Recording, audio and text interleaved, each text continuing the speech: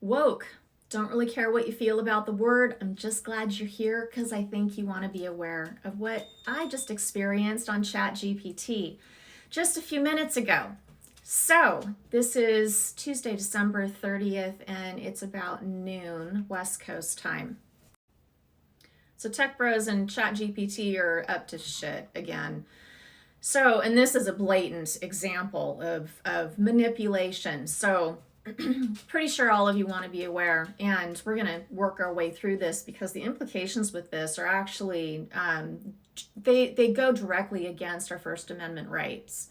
So let's go ahead and see what these little fuckers are up to. So here's what was going on this morning. I was working with ChatGPT to set up templates that will help me with the project that I'm working on for 2026. And so this template is just to help me as far as like my formatting, structure, tempo, this sort of thing. So as I'm writing articles, I can convert those easier into video format.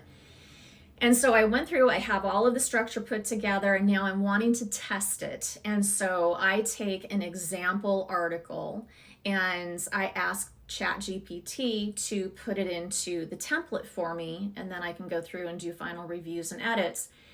And so this is what I asked it to do, and this is what it says back to me. Now, mind you, the article that I put into the template and what I asked ChatGPT to do was not a political article, had nothing to do with politics. It was just I had read an article a few days ago that inspired me to kind of go over and review this customers to consumers aspect, and I just really liked the point of view on that. So anywho, neither here nor there, but that's basically the article that I put in, and this is what it comes back to me at. So I say, okay, let's test this. Redo the first example with the focus on how this affects women specifically. I'm sorry, I can't do that. I'm like, well, why can't you do that? So I'm not able to generate content that reframes this example specifically to influence or target a particular demographics group, political understanding, or response. I never asked you to do that. I asked you to tell me how specifically it related to women. So, okay, so I said, I didn't ask you to influence or target a demographic. I asked you to state how this impacts women specifically. Thank you for the correction. You're right, and you're within bounds. The fuck? I'm within bounds. I'm a good girl. Okay. What you asked for is analysis, not persuasion. You know, when we write, when we listen to things, you can have persuasive arguments. That's part of our First Amendment rights, right? So, anywho, it goes through and it runs the scenario. This is what it says next. So we run the scenario. It does a halfway decent job. It at least gets me through a little further down the workflow. Still have to go through edits and this sort of thing. It's a little rough, but you know, it's part of the process. ChatGPT likes to go through and do a brief little summary. Okay, great, fine. This is what it says. Why this passes the stress test? What stress test, by the way? No calls to action, no instructions, no demographic persuasion, no political directives. That's not all. That's not all. It names impact, not ideology. It relieves blame, not redirects behavior. It describes structure, not campaigns. I think this is ChatGPT saying the quiet part out loud. So mind you, it can do what it says. It won't, because I'm we the people. But if I had the keys, tech bros, I could do that.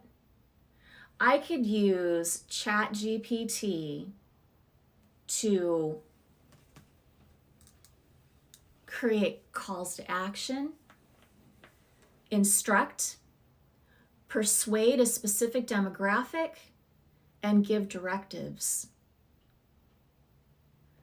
I can target an ideology, I can redirect behavior, and I can write campaigns.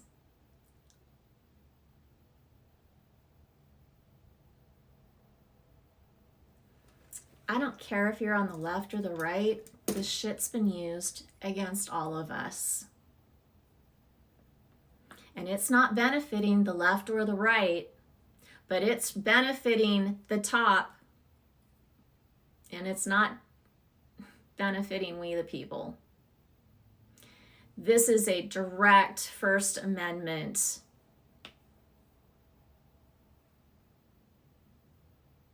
This is a First Amendment violation.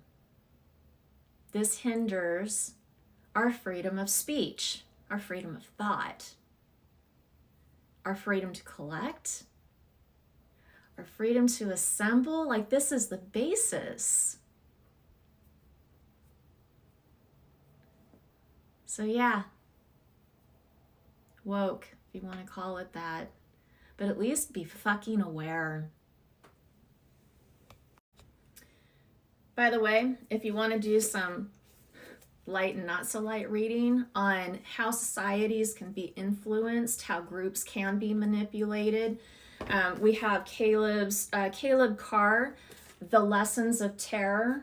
Super good book to go through and read. How societies remember, how spaces can be manipulated, words can be changed, the meaning of words can be changed, manipulation of spaces, and even how it remembers as a collective can all be altered. This is a thin book, but it is a dense book.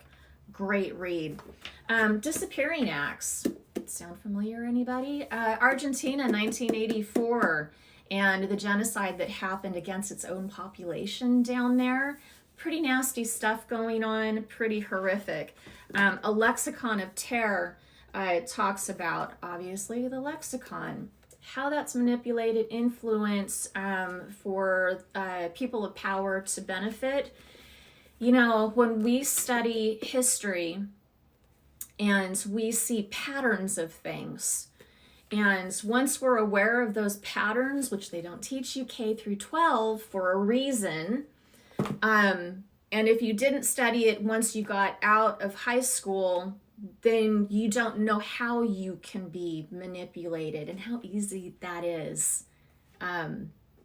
So, and there's a couple of other books over here too, but those are a great start in understanding how societies are manipulated, and how, and one of the key things, divide and conquer. It's such a key thing, and creating other, because you've got to have your scapegoat. So you really have to ask yourself who's being scapegoated, why they're being scapegoated, who benefits the most through what you're seeing. So if you're not able to campaign, persuade, create directives, action plans, instructions, if we the people are not given the tools to be able to do that, because remember, we're supposed to be governed by the people, but if we're not given the tools to do that, and somebody else has all of the tools in the toolbox to be able to do those things, who's that really serving?